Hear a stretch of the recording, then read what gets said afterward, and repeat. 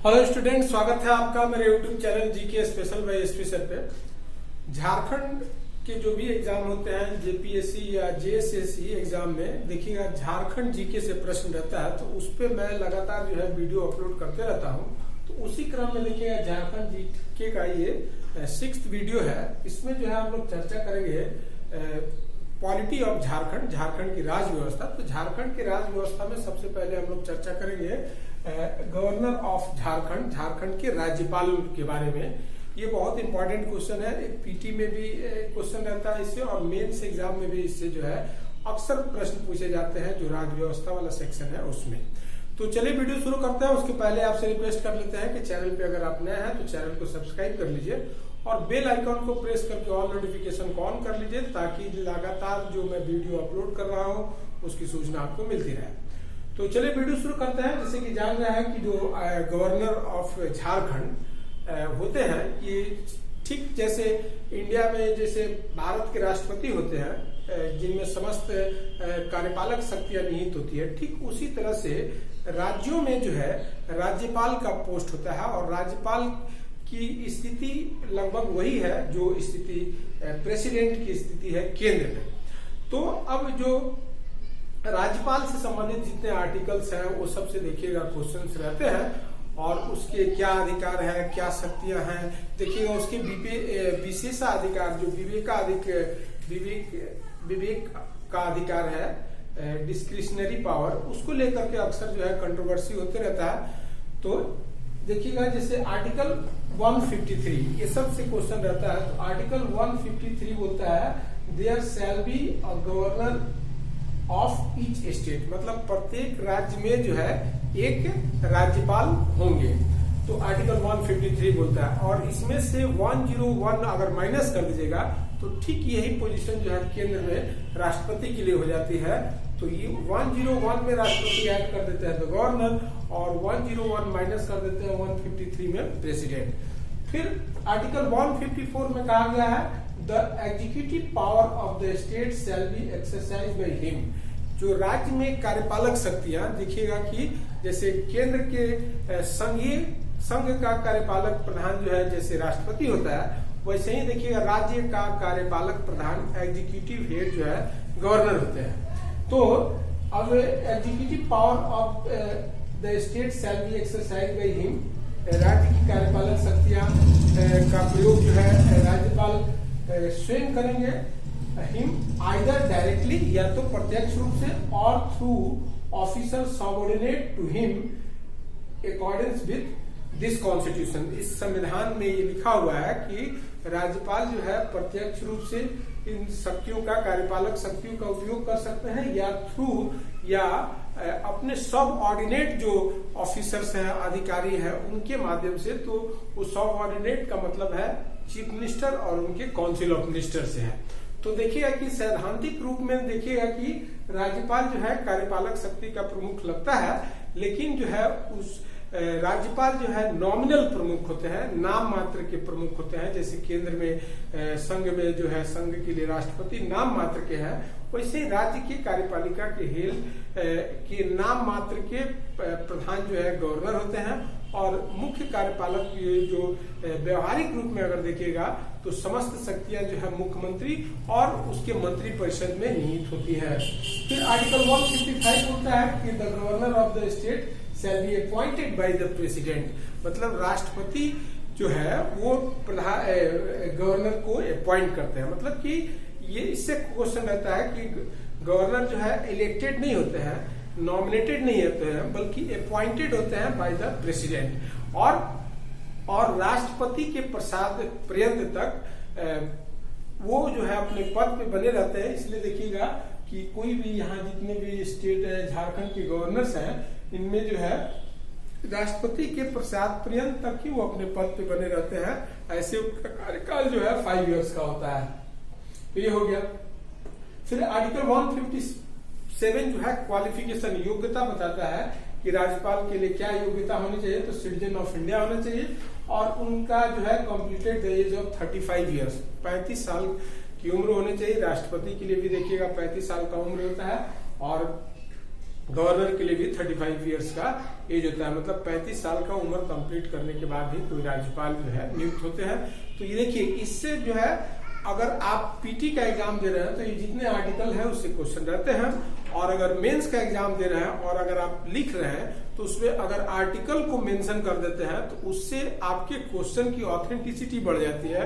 और फिर दूसरा कोई विदाउट आर्टिकल जो है अगर इंफॉर्मेशन प्रोवाइड करता है ठीक वही इंफॉर्मेशन, तो उसको कम मार्क्स मिलेंगे। और अगर आप जो है आर्टिकल थ्रू आर्टिकल के जरिए ये सब अगर एक्सप्लेन करते हैं तो उसमें आपको मार्क्स जो है ज्यादा मिलते हैं। तो इसी चीज को ध्यान में रख करके अब समझिए कि powers and functions of governor, मतलब गवर्नर के पास क्या शक्तियां हैं, तो उससे क्वेश्चन रहता है। तो उसमें देखिएगा एग्जीक्यूटिव पावर, कार्यपालक शक्तियां जो है सबसे महत्वपूर्ण है। तो कार्यपालक शक्तियां वो शक्तियां हैं जिसका इस्तेमाल करके गवर्नर जो है राज्य के प्रशासन पे वो अपना नियंत्रण रखता है। तो ही सी अपॉइंट्स द चीफ। ही सी का मतलब हो गया कि चूंकि जो अभी द्रौपदी मुर्मू है तो उनके लिए सी का इस्तेमाल हो रहा, और जो मेल गवर्नर होते हैं उनके लिए ही का इस्तेमाल होता है। तो ही सी अपॉइंट द चीफ मिनिस्टर, मतलब कि राज्य में मुख्यमंत्री का नियुक्ति जो है गवर्नर करते हैं। And others member of council of minister, और फिर मंत्री परिषद के दूसरे जो सदस्य हैं उनकी भी नियुक्ति की जाती है गवर्नर के द्वारा। तो ये महत्वपूर्ण कार्यपालक शक्तियां हैं। और ये आर्टिकल देखिएगा 163 में ऐसा मेंशन है कि गवर्नर जो है राज्य के मुख्यमंत्री और उनके सलाह पे मंत्री परिषद को नियुक्त करते हैं आर्टिकल 163 के तहत। अब ये तो अगर किसी भी राजनीतिक दल को विधानसभा में बहुमत आ जाता है तो वो स्थिति में इस तरह की बातें होती हैं। लेकिन अगर किसी को बहुमत नहीं आता है, अलग अलग दल है, गठबंधन है, और किसी को स्पष्ट मेजोरिटी नहीं है गठबंधन को या किसी दल को, तब राज्यपाल जो है डिस्क्रिशनरी पावर का इस्तेमाल करता है, स्वविवेक का अधिकार का इस्तेमाल करता है। और उसका स्वविवेक का अधिकार जो है समय और परिस्थिति और जिस पार्टी से वो जुड़े होते गवर्नर होते हैं उसके अनुसार जो है उसकी प्राथमिकता बदलता ही रहती है। देखिएगा कि जैसे ये सब डिस्क्रिशनरी पावर जो है अभी आप देखे होंगे कर्नाटका के मामले में इस तरह का हुआ था कि जब जो है सबसे बड़े बहुमत नहीं था बीजेपी को, लेकिन सबसे बड़े दल के नेता के रूप में येदियुरप्पा को मुख्यमंत्री अपॉइंट कर दिया जाता है। जबकि ऐसे बहुत सारे राज्य हैं जहां बड़े दल को जो है राज्यपाल के द्वारा मुख्यमंत्री अपॉइंट करने के लिए नहीं बुलाया जाता है। जैसे अभी जो है बिहार में सबसे बड़ा दल जो है आरजेडी था, लेकिन उसको नहीं बुलाया गया, लेकिन वही कर्नाटक के मामले में बुलाया गया था। तो ये जो है स्वविवेक का अधिकार जो है बहुत कंट्रोवर्शियल अधिकार है। ये जो है पार्टी जिस पार्टी से जुड़े हुए होते हैं गवर्नर उसके अकॉर्डिंगली देखिएगा। अभी जो है ठीक इसी तरह की घटना जो है आपको महाराष्ट्र में भी देखी गई। तो राज्यपाल का जो भूमिका होता है जब किसी दल को बहुमत नहीं मिलता है, किसी गठबंधन को बहुमत नहीं मिलता है, तो उसका स्वविवेक का अधिकार जो है जिस राजनीतिक विचारधारा से, जिस पृष्ठभूमि से उनका संबंध होता है उसके अकॉर्डिंगली उस पावर का इस्तेमाल करते हैं। और फिर ये जो है देखिएगा कि ये विवादित मुद्दा हो जाता है, और फिर इसी को लेकर के अक्सर देखिएगा प्रश्न जो है पूछे जाते हैं। अब ये जो चूंकि समस्त कार्यपालक शक्तियां उसमें है, एग्जीक्यूटिव पावर है, लेकिन चूंकि नॉमिनल है, नाम मात्र का है, तो इसीलिए देखिएगा कि बिहार में एक बार क्वेश्चन पूछ दिया था कि गवर्नर जो है कठपुतली है, मतलब उनके पास कुछ पावर नहीं है। तो ये बहुत विवाद हो गया था उस समय। तो दरअसल में यही सब मामला को लेकर के इस तरह के प्रश्न पूछे जाते हैं, अक्सर ये मेंस में क्वेश्चन आता है।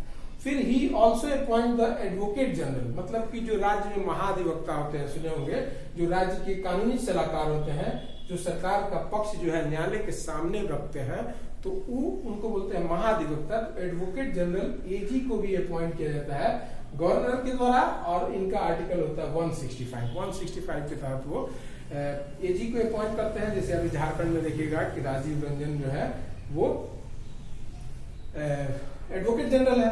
फिर chairman and member of JPSC, देखिएगा कि जेपीएससी का जैसे चेयरमैन का भी अपॉइंटमेंट हुआ है, सुने होंगे अमिताभ चौधरी को अपॉइंट किया गया है जेपीएससी का चेयरमैन। तो ये जो है अपॉइंट करने का अधिकार जो है गवर्नर के पास होता है। तो उसका देखिएगा आर्टिकल है 314 आर्टिकल के तहत गवर्नर ऐसा कर सकते हैं। फिर उसके बाद दूसरा देखिएगा लेजिस्लेटिव पावर होता है।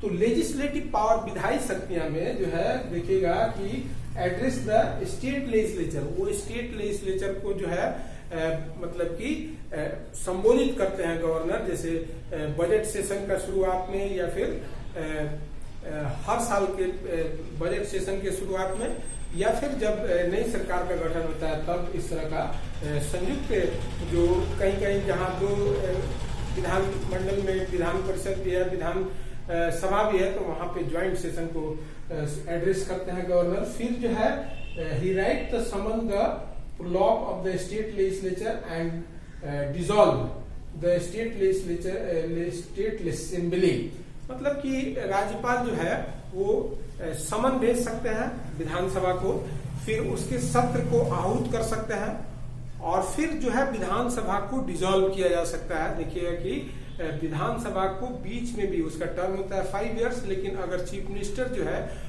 वो अगर सजेस्ट कर देता है गवर्नर को, तो फिर वहां पे जो है राज्य विधानसभा को भंग करने का अधिकार भी राज्यपाल के पास होता है और राज्यपाल ये शक्ति का प्रयोग जो है मुख्यमंत्री की सलाह पे करता है।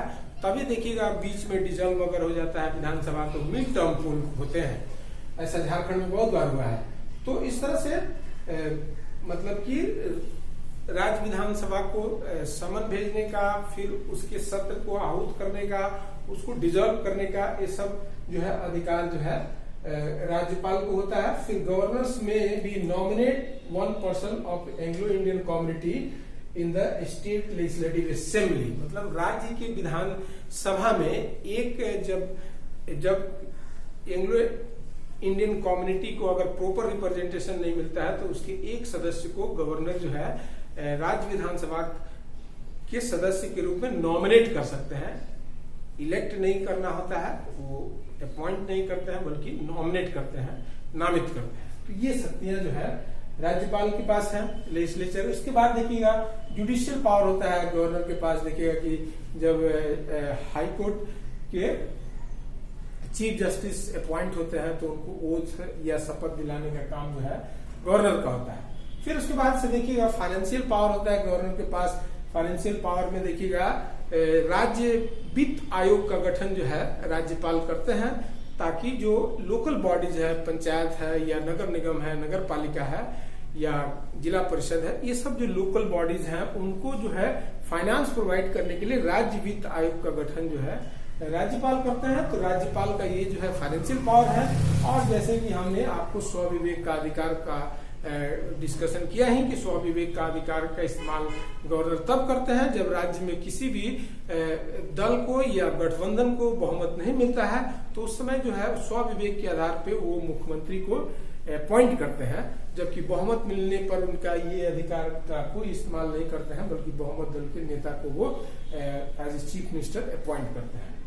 तो इस तरह से अब ये सब समझ में आ गया कि क्या शक्तियां हैं, क्या ये है। लेकिन अब अगर राज्य प्रशासन में देखिएगा तो राज्यपाल की भूमिका क्या है, तो राज्यपाल जो है मतलब कि चूंकि यहाँ पे जो सिस्टम है वो पार्लियामेंट्री सिस्टम है, तो पार्लियामेंट्री सिस्टम में जो है देखिएगा कि जो हेड ऑफ द एग्जीक्यूटिव होते हैं वो नॉमिनल होते हैं और रियल हेड जो है चीफ मिनिस्टर होते हैं या उनके काउंसिल ऑफ मिनिस्टर होते हैं, जिनमें समस्त शक्तियां निहित होती है।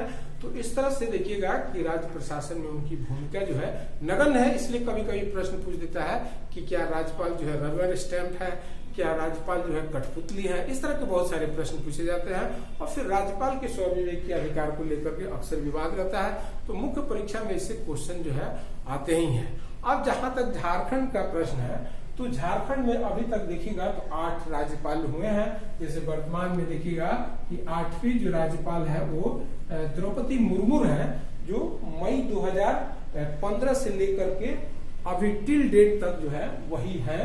तो एट प्रेजेंट तो वो है, लेकिन फर्स्ट जो गवर्नर झारखंड के अपॉइंट किए गए थे वो थे प्रभात कुमार। तो प्रभात कुमार जो है कहीं जब कैबिनेट सेक्रेटरी थे प्रभात कुमार, तभी जो है झारखंड राज्य का गठन हुआ था केंद्र के माध्यम से।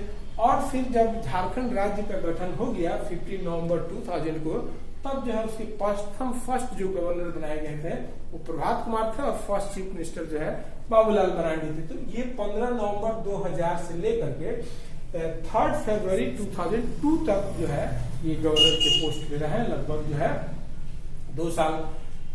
फिर उसके बाद से सुने होंगे, उसके बाद जब वो पद से मतलब कि टुक ऑफिस का मतलब है कब उन्होंने पद ग्रहण किया, और लेफ्ट ऑफिस का मतलब है कब उन्होंने पद को त्याग दिया या पद को छोड़ दिया। फिर उसके बाद देखिएगा वीसी पांडे, वीसी विनोद चंद्र पांडे जो है वो उनको एडिशनल चार्ज दिया गया। वो वीसी पांडे जो है वो गवर्नर थे बिहार के, और पद खाली हो गया झारखंड का पद, तो फिर वीसी पांडे बनाया गया। तो वीसी पांडे 4 फरवरी 2002 से 14 जुलाई 2002 तक अतिरिक्त प्रभार में बिहार के साथ साथ झारखंड के भी गवर्नर बनाए गए। अगर किसी राज्य में किसी राज्य में गवर्नर का पद जो है रिक्त हो जाता है, तब जो नजदीक वाले राज्य होते हैं उसके गवर्नर को अतिरिक्त प्रभार में वहां का गवर्नर बना दिया जाता है। फिर दूसरे गवर्नर थे एम रामा जोइस। तो एम रामा जोइस जो है 15 जुलाई 2002 से 11 जून 2003 तक गवर्नर थे, मतलब लगभग 1 साल तक थे। फिर वेद मारवाह सुने होंगे, जो आईपीएस ऑफिसर थे, डीजीपी के पोस्ट से रिटायर हुए थे। तो वेद मारवाह जो है वो झारखंड के गवर्नर बनाए गए, क्योंकि उस समय नक्सलिज्म का प्रॉब्लम बहुत गंभीर था, इसलिए एक आईपीएस अधिकारी को बनाया गया था, वेद मारवाह को। तो ये 12 जून 2003 से लेकर के 9 दिसंबर 2004 तक जो है ये गवर्नर थे। फिर उसके बाद सैयद सिफ्ते रजी जो है, उसके बाद देखिए केंद्र में कांग्रेस की सत्ता आ गई, तो वहां से फिर कांग्रेस की गवर्नर बनाया गया सैयद सिफ्ते रजी। ये 10 दिसंबर 2004 से 25 जुलाई 2009 तक, तो ये बहुत लंबे दिन तक जो है गवर्नर रहे। फिर उसके बाद से सुना होंगे के शंकर नारायण जो है वो बनाए गए गवर्नर। तो के शंकर नारायण जो है 26 जुलाई से लेकर के 26 जुलाई 2009 से लेकर के 21 जनवरी 2010 तक ये गवर्नर थे के शंकर नारायण। उसके बाद एमओएच फारूक जो है वो फारूक जो है 22 जनवरी 2010 से 3 सितंबर 2011 तक जो है एमओएच फारूक जो है वो गवर्नर बनाया गया। फिर सैयद अहमद बनाया गया। तो सैयद अहमद जो है 4 सितंबर 2011 से 17 मई 2015 तक। और फिर द्रौपदी मुर्मू, जैसा कि हमने बताया कि वो 18 मई 2015 से टिल डेट तक वही है। तो अगर उस हिसाब से देखेगा तो ये जो है सर्वाधिक लंबे काल तक के जो है गवर्नर के रूप में कार्य करने वाली जो है ये है झारखंड की। तो इस तरह से देखिएगा, तो ये सब जो है मैंने अब अलग अलग देखिएगा झारखंड जीके में जो बना रहा हूँ। तो झारखंड जीके में आपका पीटी का भी एग्जाम कवर होगा, मेंस के भी एग्जाम कवर होंगे, हिंदी मीडियम में भी कवर हो रहा है, इंग्लिश मीडियम में भी कवर हो रहा है। और इस तरह से मैं झारखंड की जो राज्य व्यवस्था है उस पर बहुत सारे अभी वीडियोस जो है मैं अपलोड करूंगा। तो नेक्स्ट वीडियो में जैसे जो झारखंड के चीफ मिनिस्टर है उनके बारे में, फिर गवर्नर्स तो हो ही गए, फिर इसी तरह से विधानसभा के बारे में, विधानसभा अध्यक्ष के बारे में, या फिर एडवोकेट जनरल के बारे में, या फिर जुडिशरी जो यहाँ का हाई कोर्ट है उसके बारे में। तो अभी राज्य व्यवस्था ही मैं कंटिन्यू करूंगा। तो चलिए, वीडियो देखने के लिए बहुत बहुत धन्यवाद। मेरे अगले वीडियो का इंतजार कीजिए। नमस्कार।